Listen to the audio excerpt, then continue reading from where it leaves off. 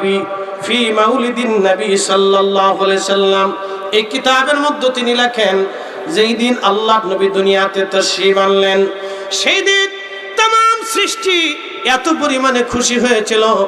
সমুদ্রের মাছ এক মাছ আর এক মাছের যায় বলে, মাছ শুনছো, আজকে রাত্রিবেলা রাহমাতুল লিল আলামিন দুনিয়াতে তাশরীফ এনেছে।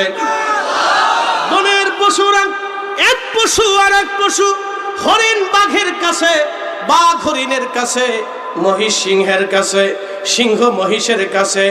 সেই দিন শত্রুতা বন্ধুতে রূপান্তরিত হয়ে গেল। সেই দিন সব প্রাণীরা একাকার হয়ে গেল।